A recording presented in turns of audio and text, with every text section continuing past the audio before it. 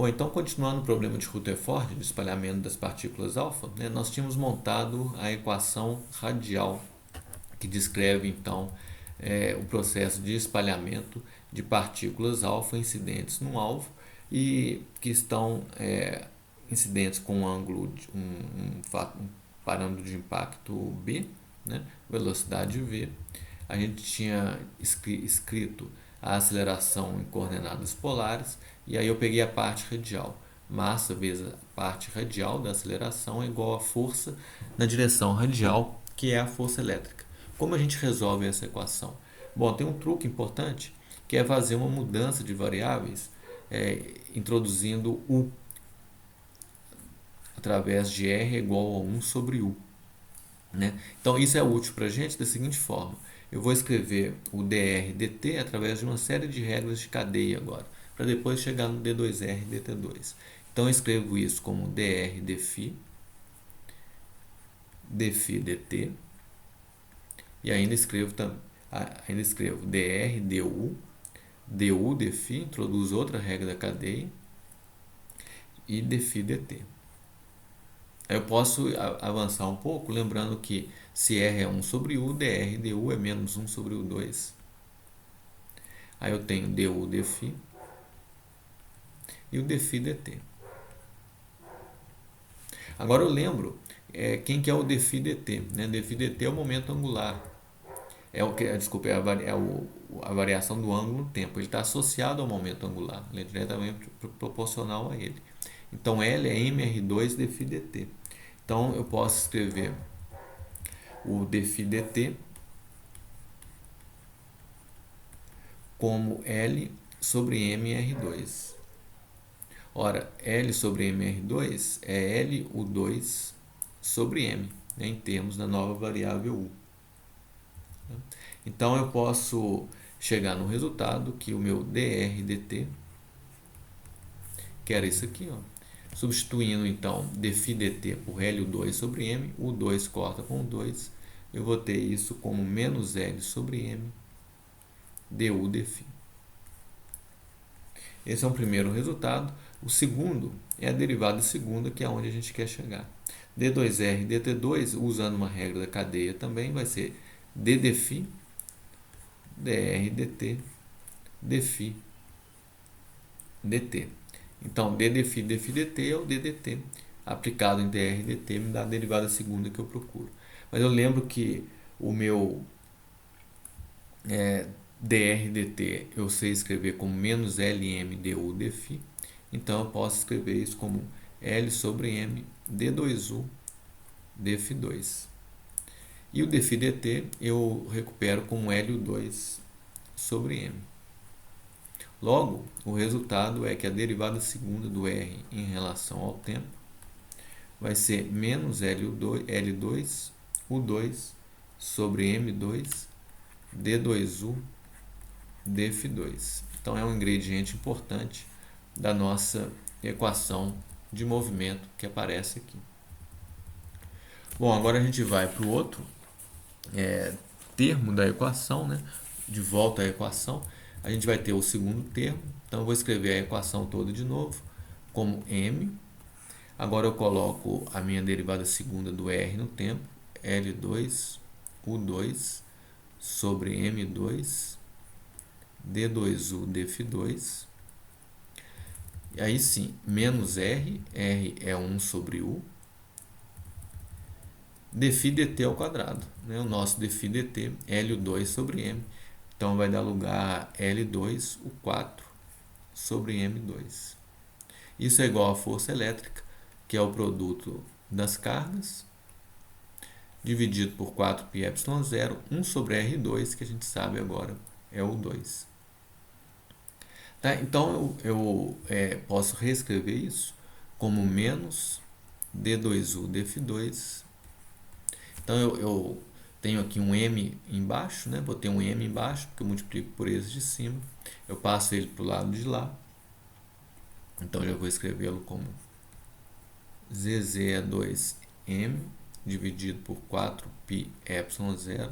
Além disso, eu tenho um 2 aqui, eu tenho o 4 sobre U, então eu tenho o 3 e tenho o 2 aqui. Então eu posso dividir tudo por o 2, fico livre desse o 2 e eu sobro aqui com apenas U. L2 eu passo para baixo, então eu vou ter aqui L2. Bom, então essa é a minha equação da parte radial, que eu ainda posso escrever da seguinte forma. Eu defino uma constante D como menos ZZ é 2M dividido por 4π epsilon 0. Vou tirar esse M, colocar assim, ZZ é 2 dividido por 4π epsilon 0 dividido por mv2 sobre 2. Quando eu defino assim, junto com essa constante, essa equação se transforma então em d2u df2, multiplicando por menos 1, mais u é igual a menos d sobre 2b2. Né? Lembrando que o L é mvb. Então eu introduzo esse b, né, como L sobre mv, essa constante aqui, e a equação radial fica escrita assim. É só uma outra maneira de escrever. Tá? Agora, o interessante é, com esse u que eu fiz a mudança de variáveis, eu consigo escrever a equação radial desse jeito.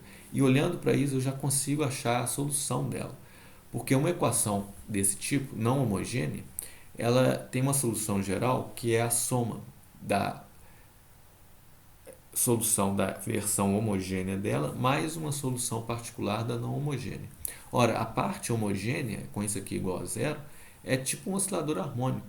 Então a solução é na forma de senos e cossenos. A cosseno de φ mais B seno de φ. Notem que seria, com isso aqui igual a zero, a derivada segunda igual a menos a própria função. Então cosseno e seno satisfazem isso de fato. Agora, qual é a solução particular dessa equação? Também é muito fácil de perceber qual é. Se eu coloco u igual a menos d sobre 2b2, o que acontece? A derivada de u é zero, porque é uma constante. Então a equação fica automaticamente satisfeita e eu posso escrever então a solução geral dessa forma. Então é a solução da homogênea, os dois primeiros termos, mais uma solução particular da não homogênea. Aí eu uso agora condições iniciais para saber quem que é o A e quem que é o B. Então eu digo que quando o φ tende a zero, né, o R tende a infinito. É como se eu tivesse lá atrás no movimento, ó, com R muito longe, né, então R tendendo a infinito, então o φ é praticamente zero. Né, então esse é o limite, né, quando o R tende a infinito, o φ tende a zero.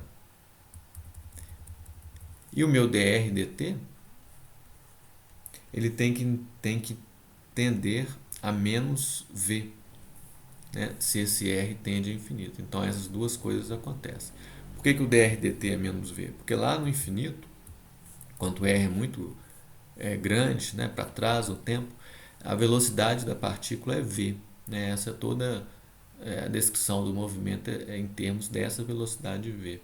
Só que o dr dt ele está diminuindo, né? E o v é positivo para a direita. Então, para compensar isso, eu coloco o sinal negativo. Tá? Porque o dr dt está diminuindo, né? E v é positivo. Então, eu tenho que colocar dr dt, né? Como ele está diminuindo, o dr dt é negativo, então ele tem que ser menos v. Ora, u é igual a 1 sobre r, nossa variável. Então, nesse limite, né, r indo para infinito, o u tende a zero. Então, a minha condição inicial, colocando na equação, fica sendo a cosseno de zero mais b seno de zero menos d sobre 2b2 tem que ser igual a u, que nesse limite está indo para zero. Isso, então, me diz que meu a, como isso aqui já é zero, né, meu a tem que ser d sobre 2b2. Para determinar o b, eu faço o cálculo da derivada. Né? Então, eu tenho dr dt, eu uso essa condição na derivada. Eu sei que meu dr dt é menos u sobre o 2, esse resultado que a gente tinha obtido ali logo antes, du dφ dt. Isso então é menos 1 sobre o 2, du dφ, L 2 sobre m. Então a gente tinha visto já, né, que isso é menos L sobre m du dφ. Ora, quem é du dφ? Faça a conta aqui. Du dφ é menos A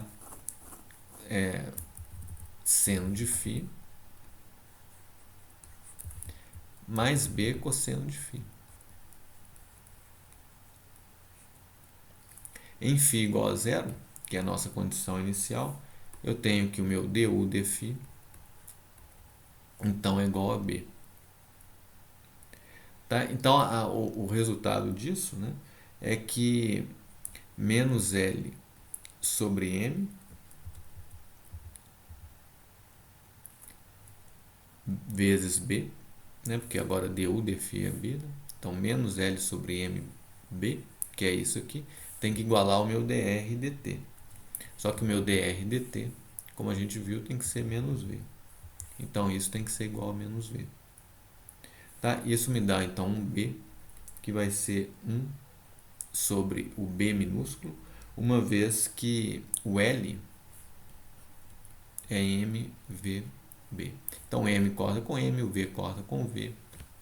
Sinal negativo corta com sinal negativo. E eu fico com isso aqui. Bom, tudo isso junto, eu posso escrever quem que é o meu U. U é igual a A, que é D sobre 2P2, cosseno de φ, mais 1 sobre B, seno de φ, B é o parâmetro de impacto, né? Menos D sobre 2B2. Como U é igual a 1 sobre R, eu posso voltar agora para o R, que é a minha coordenada original, e escrever a solução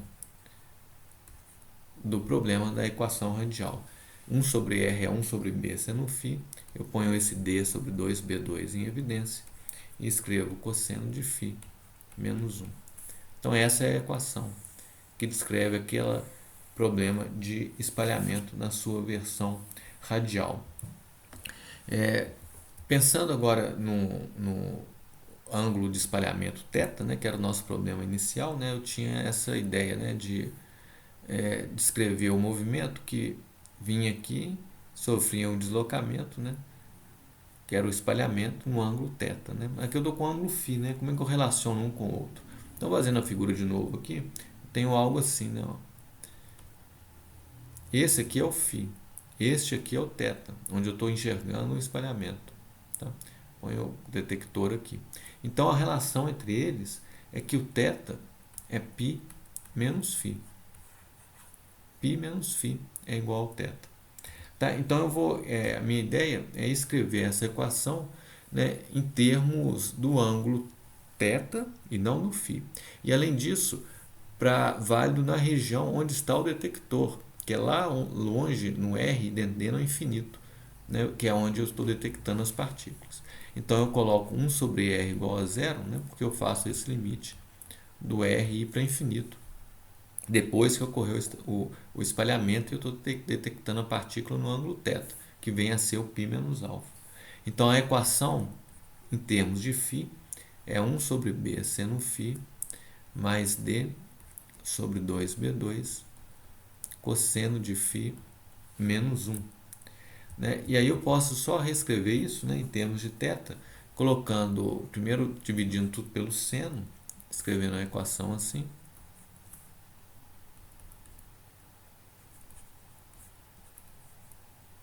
Aí substituo o φ por π menos θ, colocando quem é o cosseno de π menos θ, quem é o seno de φ menos θ, e vou encontrar menos cosseno de θ menos 1 dividido pelo seno de θ é igual a menos 2b sobre d. Aí posso escrever isso ainda como menos cosseno ao quadrado de θ sobre 2 menos seno ao quadrado de θ sobre 2, explorando o fato de que cosseno de θ é cosseno de θ sobre 2 mais θ sobre 2, que vem a ser esse parênteses aqui. Menos 1, né, dividido pelo seno de θ, que é seno de θ sobre 2 mais seno de θ sobre 2. Isso é 2 seno de θ sobre 2, cosseno de θ sobre 2. Então, isso ainda pode ser reescrito colocando o sinal, lembrando que eu tenho aqui então 1 menos seno ao quadrado de θ sobre 2, e isso vai ser escrito como cosseno ao quadrado de θ sobre 2. Então, observe que eu tenho menos e menos mais, então eu vou ter seno ao quadrado de θ sobre 2 menos 1. E isso é menos cosseno ao quadrado de θ sobre 2, que eu somo com esse. Então, eu vou ter menos 2 cosseno ao quadrado de θ sobre 2, dividido por 2, seno de θ sobre 2, cosseno de θ sobre 2. Tá, então, isso vai ser menos 2, corta, né? Então, eu já vou cortar de uma vez. Vai ser 1 cosseno corta com 1. Vai ficar cosseno sobre seno, que é o cotangente de θ sobre 2. Então, no final das contas, a equação fica lá na região de detecção, cosseno de cotangente de θ sobre 2 é igual a 2b sobre d. Então, essa é a equação que a gente vai usar daqui a pouco para agora descobrir qual que é o número de partículas espalhado nesse ângulo θ.